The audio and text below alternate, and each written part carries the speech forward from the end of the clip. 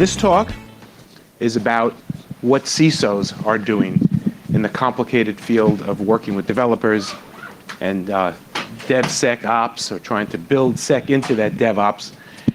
And this will be very rewarding because you're going to hear from people who have been working in this for several years and have various levels of success. And we'll hopefully get some guidelines for you folks so you can share some of their pain, but some of their glory, and how we're moving forward. And so what we've all agreed to do is we have some questions that I will ask them that hopefully will get to the crux of the issue and be helpful. But if anyone here has a question during this whole panel experience, feel free to raise your hand, right? Because there's no need to just wait to the end. This is a good opportunity for you to interact with some CISOs and who've had real world experience with this, not theory, not textbook, not not just thoughts, but they're living it. So without further ado, I'm going to start, and let's hear what our experts have to say. So the first question: what were some of the biggest challenges you have encountered in trying to bake security into the SDLC, and how did you go about overcoming them?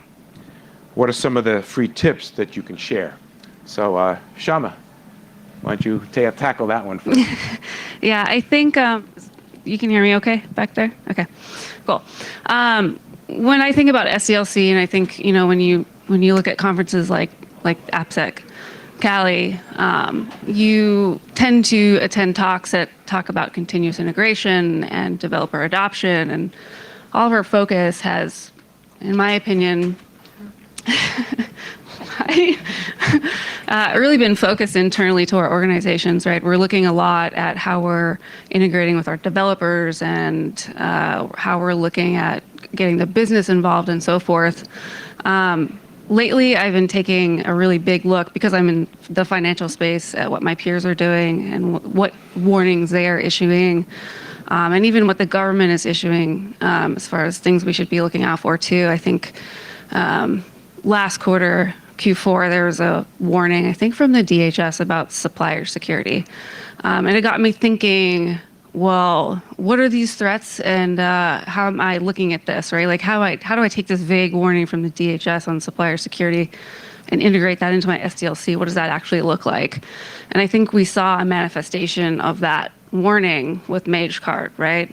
And that's kind of a multi-pronged problem, right? We've got the supplier due diligence problem. We've got inclusion attacks, which can be boiled down to integrity checking and bypassing controls and everything from the infrastructure all the way up to the application side. So that to me is kind of a problem that's really difficult to solve, because just like most attacks are, it's bypassing all of our controls, but it's bypassing a trusted supplier. So we can do the spreadsheet jockey with our suppliers and make them fill out the spreadsheet and do the on-site visits and all that kind of stuff. But where is it that we get comfortable with them to start trusting those inclusions within our source code itself? So there's a talk later today about threat modeling suppliers, which I think is going to be really interesting, and I'm excited to go to that one to see how they're tackling it from the threat modeling perspective. But when do we go back and start looking at these inclusions? Are we doing file integrity monitoring on the server side? Is that how we're going to solve this problem? So that's something that I'm kind of struggling with, trying to figure out the solution to that. I don't know if we have that in a nice package box. But yeah, I would agree that these problems are hard. We may not have all the answers. We struggle with this every day, right? How do you trust your suppliers? How do you trust your supplier's supplier? And who in the entire life cycle of an application is really thinking about security? Because when you take a look at security, and the talk earlier was really good, and I agree with one thing, security is a trade-off. Not between being secure or insecure, but being secure or usable. And most times the business is going to win on usability and security is going to lose. And at some point, that's where we get into problems. And that's the trade-off as a security professional that I have to try and balance is I've got all this usability things that I need to make because my company is not a security company. We do insurance. They could care less about security. They care about revenue, just like your company. And how do we enable that while at the same time take these really interesting things that we get from the DHS that says bad things are happening, and how do we translate that into what we have to do every day? More importantly, what you guys have to do every day. Yeah, just a couple comments. I think when I think about an SDLC program in a corporate environment, I think the first thing I think about, and honestly, it's not technical, it's the cultural impact. So you hire some really great security guys, and a couple of my guys are in here today, really super smart, and the first thing they're going to do is walk over to the developers and say, "Your baby's ugly," and the first thing the developer says is, "No, my baby's pretty." So you got to start with the culture. The culture aspect is important. The euphemistic DevOps world is really a cultural discussion. It's not really a technical discussion. Taking some of those principles about how to embed teams, how to make them comfortable that they're there to help. There's lots of tools and processes and a lot of automation discussions that are going on in this space to make everybody's life better. But the end state, it is a people discussion, and start with that cultural integration. Did you? Thank you. It's embedding SDLC. So I work at Segment in San Francisco. It's a startup. It's my second one up there. And going into a startup, you really never know how people are going to receive security because people have heard things or had different experiences. And you're like, okay, well, I know I have this job to do and I have to do it with these people and they may not want to hear it. They're probably smarter than I am. How do we do this? And so I would definitely like to double down on it's the people, it's the culture side of it, because you could have the best AppSec program in the world. You could do SDLC really, really well at your previous place. You go to a new place and it's a completely new area. They don't know who you are. They don't trust you, but they suspect that you're there to slow them down. So figuring out what their workflow looks like and the things that you want to do, being able to embed these different things within their workflow so they don't feel like you're telling them no. They don't feel like you're giving them a whole bunch of extra work. They feel like you're actually weaving it into their day-to-day that's already happening. I think that that's really important. And spending time with them, my team came up with the idea of doing a two-way embed. So the first thing that we're going to do is figure out what they struggle with on a day-to-day basis. Why is it really slow to deploy code? What do they have to deal with? And so someone will go for a sprint or two or a part of a quarter and build something with them side by side. And is not there to just receive the security tickets that we submitted before and work on them, but is actually building something with them. And then what ends up happening is when that person leaves from that group, the mark that they leave is I've modeled how to do software development securely with you, and you can copy everything that we've done. And usually, so if that person is Leaf who's sitting back there, Leaf will find okay, while I was there, I found these one or two people who are really great security champions, and we can work with them to make sure that the SDLC is followed, that the activities that we want actually happen. And then down the road, after we have these chances to embed with these different teams, we're going to have different teams embed with the security team and build something together. So the closer you can bring in the rest of your R&D or engineering, product, and design folks, the better it is, because you should not be seen as separate. You should be seen as a partner and a critical piece of how they build things. One of the things that I've done is meet right up front with the head of the application development area, take them to lunch. As a good CISO, we spend a little out-of-pocket funds as we take people to lunch because first impressions are crucial. You will be remembered 3 years down the road by a person who said, "Yeah, he took me to lunch." So that buys you a lot of grace initially.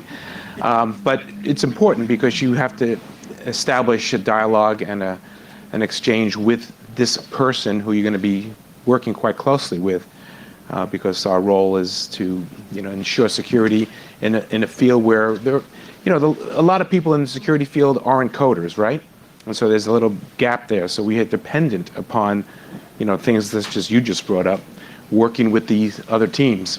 So, the culture is key, right? This isn't a technical issue, as Bruce said. It is people.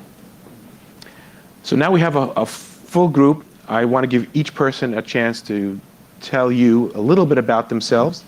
I think that would be helpful with the context. So Colleen, why don't you start off? Sorry for being late, guys. For some reason, I thought I was supposed to be here at 11, so totally my fault. Apologize. No problem. As I mentioned before, my name is Colleen, and I am up in San Francisco. This is the second startup that I've been trying to do this thing. I've got this crazy idea. A security person's life is already very hard. You have chosen a hard road. Why did you do that to yourself? But I just had this idea that it would be really fun to build up security programs from scratch at a pre-IPO company. So imagine this company is like a baby, and it's just like, tell me everything you want to do. That's the fantasy that I have, that they're going to be really welcoming to having a security team guide them through this process. And is that really true? Yes and no, depends on the day. There are days when they come to us and they say, can you tell us how you want us to do this thing? And we'll look at each other like, that doesn't normally happen if we worked at a bank. That's really strange that they just gave up their right to choose, but fine, we'll tell you how to do it. So the fun thing is starting at these small companies who maybe didn't have an introduction to security at all. They've never worked with security people, and then showing them this is how you work with a security team. This is the benefit of having a security team by your side and helping you make sure that you put out the best quality product you possibly can. So I did that at Twilio. I'm doing that right now at Segment. It's really fun building the team, and it's building the programs.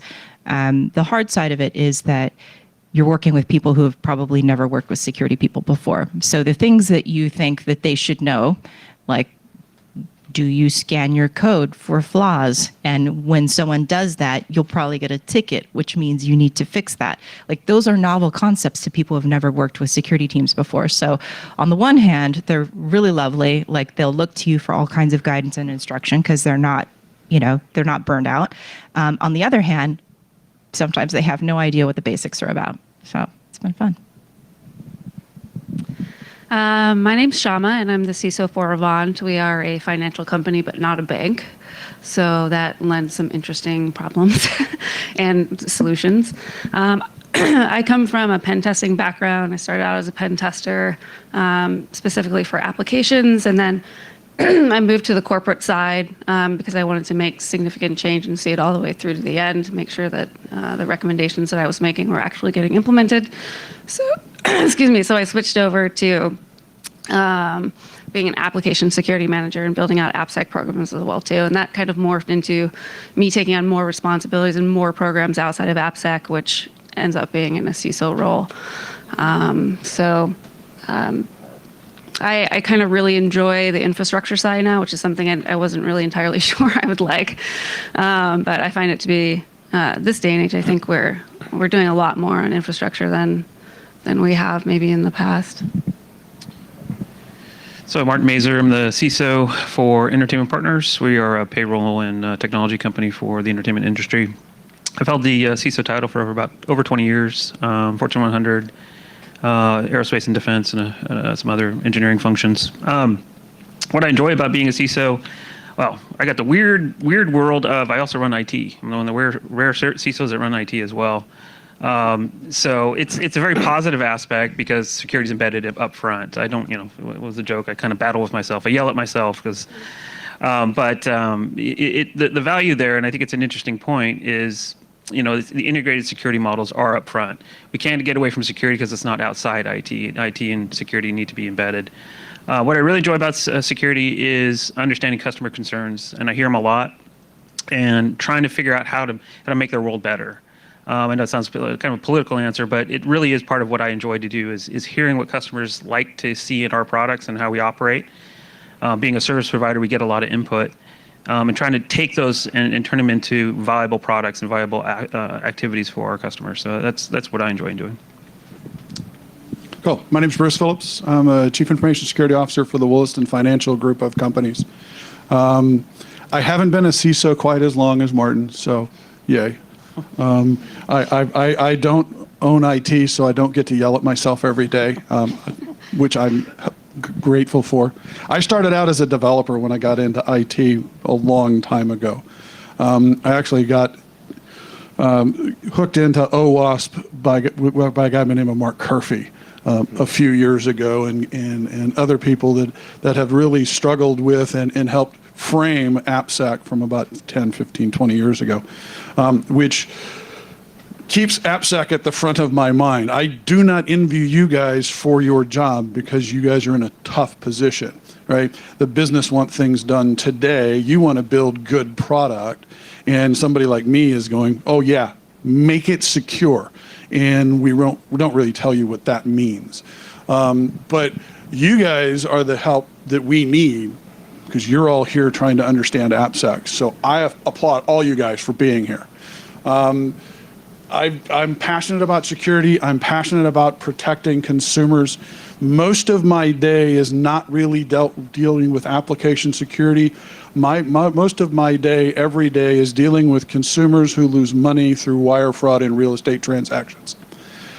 Those things drive me crazy, and it's the infrastructure and it's the applications that we all use that enable the criminals to be successful to the tune of probably $1.2 billion last year was lost by consumers to wire fraud. That's why I'm passionate about that, and that's why I'm here, and that's why I applaud all of you guys for being here. I'm Rich Greenberg. As I mentioned before, I'm on the OWASP Global Board of Directors, but my day job that helps pay the mortgage, because that's volunteer work, is I'm a CISO. I've been doing this for about 15 years. I don't think I'll ever catch you, Martin. Got a head start. I've been at the LA County Department of Health Services, which is all about hospitals. And then I started there as one person and built up a team, built the security program from scratch. All I got to say is thank goodness for the HIPAA regulation, because that kind of pushed them and forced them to appoint a security officer. And once that program was built, I moved over to the Department of Public Health, which had no security at all, built that from scratch. So pretty lucky, right? Because many CISOs don't have that opportunity. They go into a place that's already got it, particularly today, but we're going back. This was several years ago. So I've had that great pleasure to build up yet another program and hired new staff, convinced the top management I need people, I need a team, I need contractors, I need budget, and we've pushed out programs. So it's been quite a challenge, as Bruce mentions. It's always going to be that way. But I think I'm very happy with some of the successes. I don't try to talk publicly about some of the issues we're still working on, but hopefully we'll get to those. Budget's always an issue, but you have to figure out ways to talk to upper management. But this panel is more about talking to application development. I'm one of the few people at the conference probably that it's not a coder. I came up through IT. I was a systems administrator, managing Novell, yes, and Microsoft networks. I think that if we hadn't switched over to Microsoft, my Novell network would still be up. But anyway, that's another time, and we can talk more about that over drinks later. But just to help us out here a little bit, those of you who are primarily developers, can you raise your hand? Higher, we get a feel. Okay. Those of you who are in security, please raise your hand. Okay, that's what we suspected, so we're at the right audience. But developers, thank you for coming. What we really want for this conference is more developers, and we want more of developers to drink the security Kool-Aid, right? So that's all of our roles here, to get them involved. All right, so let's get back. We have some more questions to ask our esteemed panel. So the next question is, how does DevOps change the game, and how do you make that DevSecOps? Bruce, you and I had some chat about this, and we were at a great little dinner conversation with a bunch of other people about this about a month or two ago. I was impressed with what he had to say, and I said I got to have him on this panel. So thank you for coming. But what are your thoughts? I wish I could remember what I said. It must have been really good. Remember you drinking that? I was drinking the wine, and they were DevOps to DevSecOps. And I'm going to go back in time a little bit and think about back in the day when I was a developer, and what we did was we developed applications. And when they were done, We threw them over the fence. Somebody else dealt with them. And they never worked. Because, we built it in our own little cocoon that had all the services and all the ports and all the protocols and everything that we wanted it to do, but we didn't tell anybody because we didn't really pay attention to what we really needed, and we just threw it over the wall, and they had to struggle with it. And there was the initial fight wasn't between developers and security, it was developers and IT operations, because we made their life miserable and they broke our applications, and it was their fault. So now we move forward and we say, well, how do we get past that, right? Well, we got to this idea of DevOps, where we're starting to put it together, where the teams now work together, and you're trying to overcome the hurdles that we had back in the early days of just throwing things over the wall and see what happens. That's culture. Exactly what Marty said is that culture needs to be developed where those groups are working together. And now today, we start talking about DevSecOps. What the heck is that? And that was probably the most intelligent thing I said at that dinner was, I've been hearing people tell me about DevSecOps. I've had multiple conversations about DevSecOps. And now 2 people have told me the same thing about what DevSecOps is. So I'm going to give you sort of my idea of what it might be. And it might be the perfect world where the security team and the operations team and the development team all get together around a nice campfire, sing Kumbaya, and come together and build applications that meet the need of the business and protect the consumers and our shareholders. Sounds like a fairy tale. I think that's where we need to go. I think that's why we're starting to talk now about DevSecOps. There's a lot of discussions about SDLC and how does SDLC put in there. And all of the other different ways that you can do it. But at the end of the day, it's the culture, is how you as an organization can come together and meet the needs that you all have and help your company survive and thrive. So I don't know, and if you guys have the great idea, please let me know. I really want to come up with a good definition of DevSecOps. And how does this play together in a perfect world? Now, there is no perfect world, right? There's always going to be problems. And I will tell you my personal opinion on the problem with DevSecOps. It doesn't include the business. And our number one challenge is getting the business to understand the complexity of building the applications that we try to run things on. So I think there's something coming, DevSecBizOps. Let's see how many more things we can put in there. But we got to get everyone working together. And I think that's the idea of DevSec or DevOps, then DevSecOps. I really think we need to add the business to that and then figure out a way to have timelines match reality. How many think the business has a realistic expectation of development? 2 people think that business has, oh God, I wish I worked at your company. It must be startups. So I think that's the challenge. And I'm really curious as to your guys' ideas on that. I read an article, or some article came up the other day in my newsfeed about DevSecOps business being X billions of dollars this year. And that had like the magic quadrant of like DevSecOps companies and like who's going to be involved in this. I'm sure there's some unicorns in there that we'd all like to be a part of. But I think from the way I look at it is kind of the maturity of a company, right? Like if you are in a older company that has lots of legacy infrastructure and isn't necessarily like, running up in the cloud like some of our startups and unicorns are, DevSecOps is going to be a lot harder, whatever that is, to get implemented in a company like mine that's like all up in the cloud and our DevOps is solely taking care of, AWS infrastructure, and the developers are talking back and forth with DevOps teams. It's a lot easier to get integrated within that life cycle than it is, on, some company that's running off of an emulated VAX or something like that, which, by the way, exists. So to me, as a CISO, I'm looking at AppSec and infrastructure security and cloud security and all of that. And to me, it's just one big piece. And I think, like you were saying, modeling that for the business is the hardest part of it. And therefore, that somehow is DevSecOps. Yeah, just a quick comment. I think DevOps has been maturing for several years now, or more, or even longer. And what's the value? Right? If you take a step back, what is the value minus the security side of it? It's velocity, right? It's taking some of the standard change processes and build processes and automating it in infrastructure as a code, getting it out. It's a velocity discussion, right? You could talk about it's a quality discussion too, and things like that.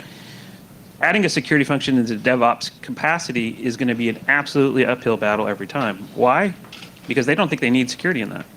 So they can build a container, they can build the process, they can build with the code inside this bubble of things, and then deploy it into production. They don't want security in there. This is my impression, of course. I'm sure there'll be different opinions. They don't want security in there because now, once again, they're calling their baby ugly in a real-time way. So you got to put, my team here, we got to put the strong controls, the gating factors of you can't move your code out of repo until it passes security checks, all those things until it becomes more of a fluid process. And I'm sure many companies have gotten to that fluidity capability. My experience, though, it is going to be much more of an uphill battle, adding security into it. So.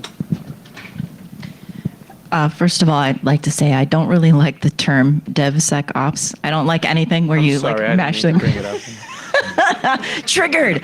Yeah, I don't like it when we take multiple things and mash them together, because I think that when we do that as a community, each person has a different idea of what it is and what it means. Like, to me, it's pretty simple. It means that we see what the development process actually is.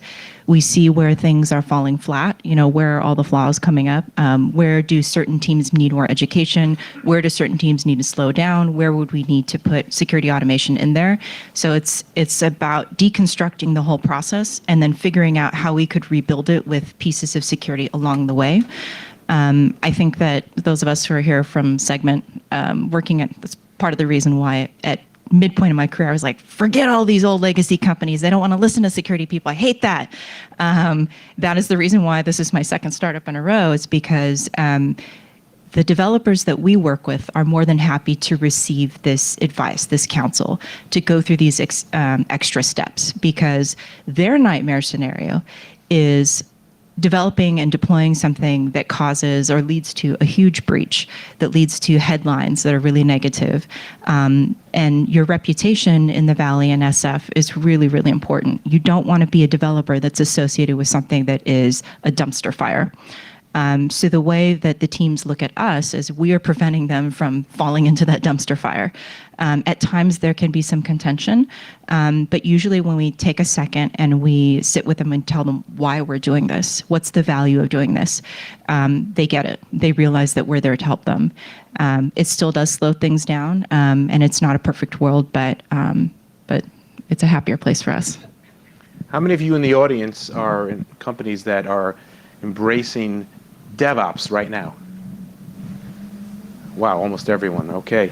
Okay, now the tricky question. How many of you are in organizations that have DevSecOps, whatever that is? Wow, about a third. Okay. Should we ask all you guys to come up and define that for us, please? Anyway, stay in your seats. So we have another question here for you. We're getting a little more now into the weeds. We've been talking theory and general practice and ideas and philosophy, but let's get into a little bit deeper. So describe your approach to using, if you do, static scanning, dynamic scanning, code review, bug bounties, and pen testing. And Martin, I actually saw you give a talk where you hit on this quite a bit, and thought it was fascinating the way you described it. Yeah, a little bit of philosophy, Coke versus Pepsi on dynamic and static testing. And static testing is obviously the more mature side of the house. It's a state and point model. How we do it, and we're not where we need to be. Very fluid on the conversation. We've integrated some automation tools, some companies, I think security companies, and some threat modeling capabilities, as well as some automated checks and validation processes, static testing tools, into the repos, into the orchestration processes. It's a double-edged sword, right? It's, once again, you're telling a developer, hey, you've made it this far, but you've got these problems to go fix, go back to go, right? The best answer I've seen, and Terry from my team is here has really driven this, is that's an education opportunity, right? So it's like anything. If you find the same problem over and over in the same code with the same developer, turn it into an educational opportunity and give them that opportunity to get better at that key problem. Once again, security tools and automation processes are great, but they're not the answer. They are, how do you instruct to get the developer better? Because that's really the ultimate goal there. A couple points on pen tests are great for a point in time model. We're a service provider, so our customers are never going to trust us to the point of not having a third-party test come in before they use our product. It's just kind of how the nature of the industry as well. But they're point in time. So, it's only as good as the assessor's methodology, only as good as the assessor's capabilities. Certainly, we don't rely on them, but we do them for our third parties, our customers, ourselves. And on bug bounties, we've explored them. I think, it's that same opportunity to educate the developer. It's a low-cost model, generally speaking. Even, the bigger bug bounties are not that expensive. And what you're doing is you're getting, once again, potentially nebulous testing capabilities against a specific, piece of code or product that you want to have test. But the value is you turn that into an educational conversation with the developers. It's another checkpoint. It's another third party saying, hey, look, here's how you need to do something a little bit better. And in that value on that low-cost model, I think it's a good opportunity for folks. I may be maybe one of the only people ever stand down a bug bounty program. I found it to be, and perhaps this was just in how we executed it, but when I came on board, we didn't really have a security program, but we had a bug bounty program, which was kind of a weird maturity flip, I think. Usually it's security program, then bug bounty program. So I felt like we weren't sophisticated enough to be having something like a bug bounty program. Plus, I found that the submissions weren't really that interesting anyway. They weren't really finding issues that led much value to my organization. So I've actually taken that and pushed it aside until we're ready to bring it on. But in terms of pen testing and all that, we do the third-party pen testing stuff. I use it also as assurance for our third-party partners and people that we have to assure, like our regulators and so forth. We get our letters of attestation after we fixed everything, and that's a really great tool to help expand our business too. It's a really good selling point. As far as like static scanning and dynamic scanning goes, I don't think, in my opinion, there's been much change in the industry in employing it that I could really say we're doing anything ridiculously innovative as opposed to anyone else. But I do like Contrast's kind of agent-based security model. But I haven't actually employed them yet in our environment, but I do like their general approach to it. I also, as I'm sitting through the demos with Contrast, can't stop thinking about, and this is a pen tester to me, about how I want to backdoor that thing. But that's kind of the inclusion problem that keeps popping up in my mind, is like, how are we trusting these static tools too if they're so embedded in our environment? Not dogging on static tools, I really love them, but it's just kind of an interesting thought I have every time I walk through a demo. Sounds like we need to hire you to do some pen tests on our setup. I think that with your organization, however you're going to grow it, at the end of it, you're going to have a suite of things that are testing your code. There is a lot of value in static and dynamic testing. You'll probably go through a really long POC and find things that work, only partially work. The drawbacks that I've encountered with static analysis in the past is lots of tuning, lots of false positives. It takes a lot of time from someone from your team to sit there, because you don't want to give that raw report to a developer and say, take a look at these thousands of results and do something about it, because that, again, goes against the culture that you're trying to build. You should only give them something that's really actionable. So I feel like that's the one that, our organization is kind of putting toward the end, because the dip that we did with it, it was just not fun. As we're building this suite of tools that we're using for testing, I found that, pen tests are really great. I mean, they really help our customers feel good. They help our ISO auditors feel great about us. But bug bounty, we've had pretty much the opposite experience with them. I think it depends on the group of researchers who are engaged with your account. Maybe we're really lucky. Maybe it's because of the person who runs the program. But we have a lot of researchers who have found some really juicy stuff. And we're like, thank God they found it and not somebody outside of the company, outside of the company, and posting it on Twitter like, hey, Segment, I found this thing. You guys are lame. Instead, we have the bug bounty researcher writing up this wonderful report for us, and being able to, I hate to put it this way, but having a third party like a bug bounty researcher find this and be really good with the explanation, you can weaponize that. And what we found is that when we submit that to the development team, everybody scrambles and they're like, we're going to fix this now, right now. So whatever they have going on, they will drop it, because they're like, this is a person who doesn't work for our company and doesn't have the advantage of knowing how every piece of it works. And they were able to do this. This is really, really scary. So if I look at all of the different things that we have in our suite, that's the one thing that lights a fire under everyone's ass. So, sorry. Part of a CISO role is being creative. So, I'm working government. You can imagine there's not a whole lot of money there, right? So, we were developing code, and I was, having nightmares because we didn't have good stuff in place. So I actually identified a grant, wrote a grant proposal, and got funding to buy static scanning. Also bought dynamic scanning, and actually bought training for developers and security. So it was really a boom. Thank goodness. So we put that in place. The static scanning we integrated into the SDLC, so that we let that just run with the developers. We don't really get involved in that. Every now and then we'll check it out and remind people, hey, don't bypass that, please. Please check your code in. The dynamic scanning we run, and we work with them, and as Colleen pointed out, you can't just print out the report and give it to them. You got to sift through it, pull out all the garbage, pull out a lot of the noise, and work with them, because you'll find that, I don't know what percentage, maybe 20% of the vulnerabilities after the false positives, about 20% are things that, oh no, here we don't worry about that because we have mitigating controls in place of some other type, so it really doesn't apply, and then you remember that moving forward.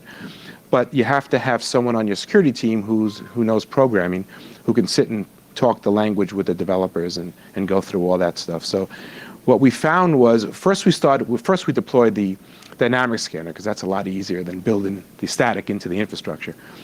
And we started finding all these high-risk vulnerabilities, and I'm like, well, thank goodness we're finding them, but oh man, what are the coders doing? But then it's not their fault. Most people coming out of school don't have the good security training, right? That's something that is still lacking in our field. It's getting better, right? But if you think about what the colleges and universities are offering, it's not enough security in there, and there could be multiple reasons, another discussion. But what happened was, once we deployed the static scanner and let that work, for the next project, I'm hardly finding any high-risk vulnerabilities in my dynamic scanning now. So I was ecstatic, because it shows that it actually is working. So it's not always going to be the case, but sometimes you can have successes. I think the one thing that it is important to understand, and Martin hit it at the very beginning, it's not a hammer.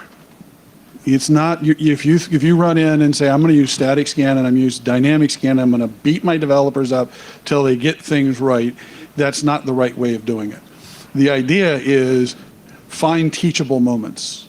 The idea is we shouldn't have to wait for dynamic and static scans for the smart people that work for us to find these things and auto-correct. And the same thing goes through when you say, I'm going to do my pen test.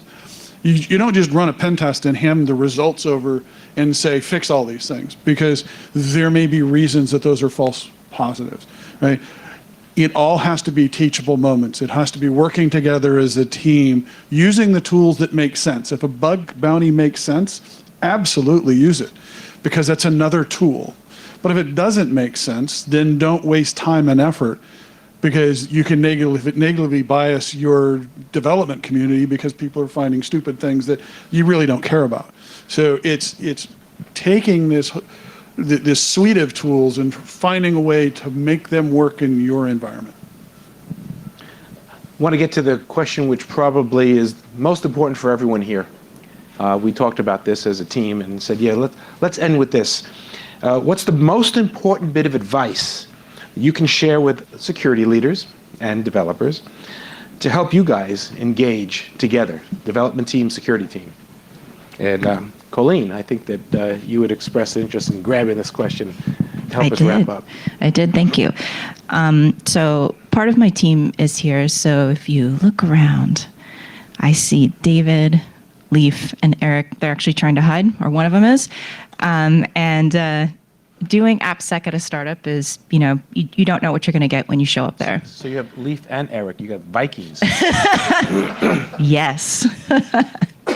And they have claimed victory over at least this one piece of the AppSec program, and it is the education program. And so you might think, like, what do people at a startup, cool people at a startup, all these cool developers, what do they care about, like, learning about AppSec? Like, who cares about that stuff? That sounds staid. It sounds boring. The program that they put together teaches some of the basics, like, what is cross-site scripting? How do you recognize it? But also mixed in some things that are very highly relevant to them. So going out and figuring out within our code base where our developers have made these errors, and teaching developers, how do you spot this flaw? And oh, by the way, this is code that we wrote. And introducing them to Juice Shop, like, this is how a hacker would take advantage of these flaws that are here. This is how you pair them up. This is how you would actually run an exploit. And teaching developers to think like a hacker, and that's specifically what this program is about, has been hugely successful, even more so than we originally thought in the beginning. So they were writing from a developer standpoint, like, what would I like to see from security training? So when you're thinking about your security training, don't have your security hat on, have your developer hat on. Like, what is it that's missing from the traditional training that you would give them, and change it up? Because your developers are extremely bright. They're very engaged. They care about the quality of the things that they produce, and they want to partner with the security team. So make it easy for them to do that. And these folks are going to be here today and tomorrow. You can ask them about some of the elements that go into putting together engaging training. But I do know that the version that we're using right now has a capture the flag element in it, and making everybody very, very excited about, like, I can find more vulnerabilities than the person next to me, and being on the leaderboard is something that really re-energized it. It was already a really great program, and then it just went off the charts. To the point where, people would actually, in Slack channels, and then just tell everybody they know, we love that security training. It's so good. I was so mad when the security training ended. And we would hear these things that we were like, this sounds like some kind of bizarro universe that's not our own. But they were so engaged. And the effect that it's had on the organization is pretty amazing. We've got, like, a public security channel with the rest of the company. And what we have are developers who are actively hunting for bugs. They're actively hunting for things that are misconfigured, that are a problem, and they're bringing them to our attention. They're not waiting for us to do that. They're actually an extended part of the security team. And I think that's been the most powerful thing for us, because your security team is never going to be big enough to keep pace with the rest of the organization. So the secret is it's evangelizing and converting people into this way of thinking about their code. And that's been helpful. Yeah.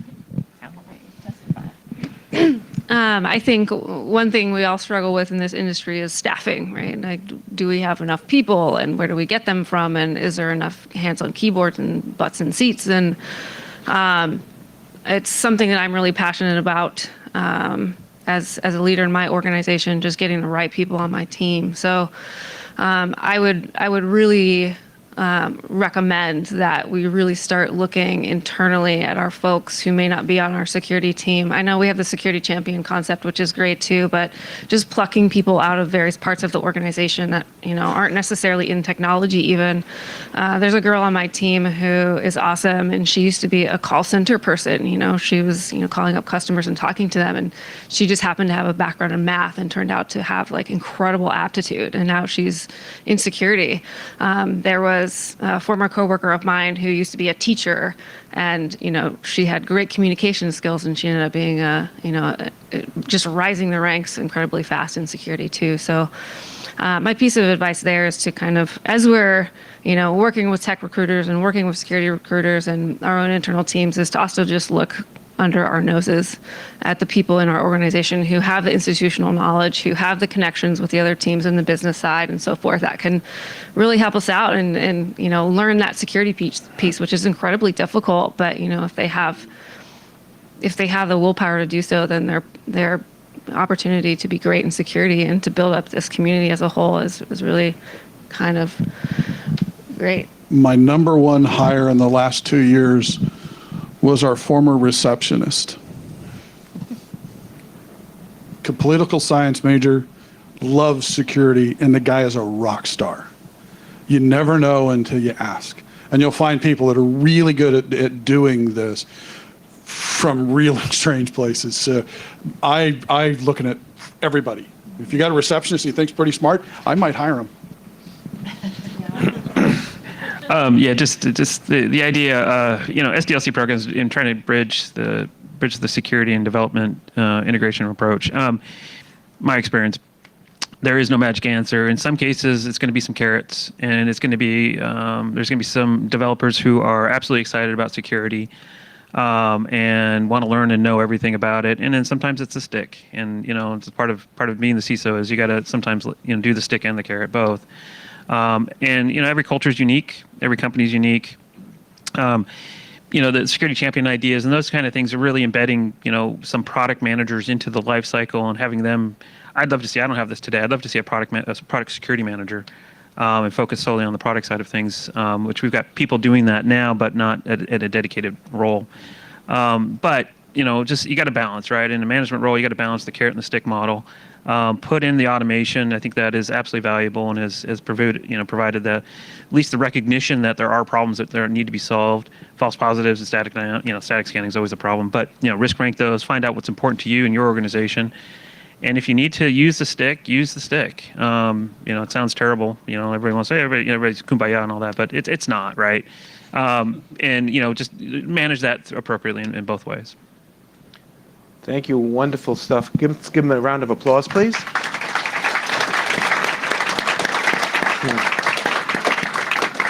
We're pretty much out of time, but because we're up against a vendor break, maybe we can steal 2 minutes for one question. We got somebody right there. You can yell it out. Sure, I'll repeat it. Thank you for taking my question. Is that it?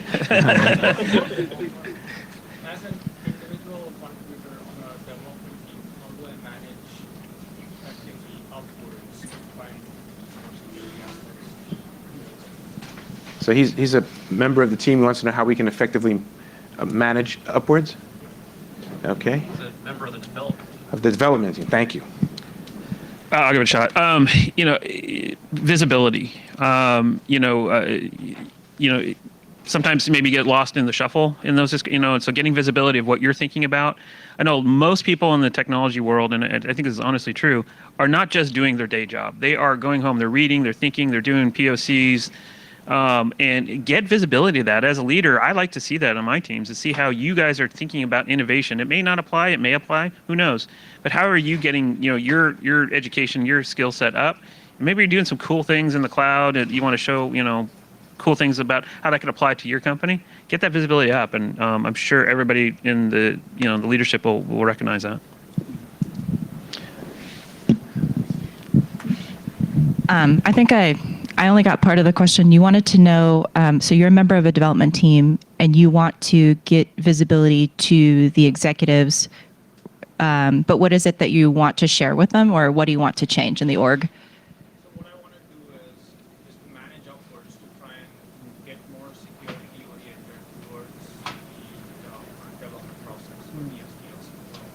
Is this for you personally or for the team? In general, In general. as a developer, if your a management chain is fighting you on security aspects, like you said, it's a trade-off, right? So Right. how do you manage that upwards? Yeah, so one thing I've learned working with executives is they don't want to get in trouble. So here's what you can do. You can work with your security team to maybe compile some reports, stats on the types of flaws that you have. Maybe there's a particular disturbing pattern or whatever it is that keeps coming up.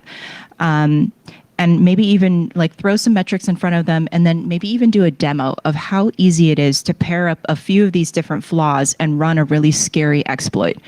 And then make them aware that as members of the executive suite, when a risk that's like been really well culled and cultivated and you bring it up to them and they decide to ignore it, it's off of your chest and it's now onto theirs. No executive wants to be wearing an orange jumpsuit. They don't want to be in the headlines. So just make it very, very clear for them that you and the security team work together and you were able to mine this information. And thank God you and they found it, because if somebody from the outside found this and did this, then the executive team would be in a lot of trouble. It really is about like partnering visibility, but making sure it's in black and white. You show them like, we found this risk. It is this easy to own our infrastructure. All a person has to do is combine this, this, and this. I will do a demo for you to show you that. That kind of stuff, it's like the dare stuff in the 80s. It gets them scared straight. So we can talk more about that if you'd like. Right. Will you guys be here throughout the day? Yeah. Okay, look for them if you have some more questions, because we have to go. Please, I encourage everybody, go visit our vendors by the pool. They got a lot of cool stuff, and they have great solutions you can discuss with them. Plus, if we don't visit them, next year it's only pizza. So let's give them their due and thank them for their sponsorship.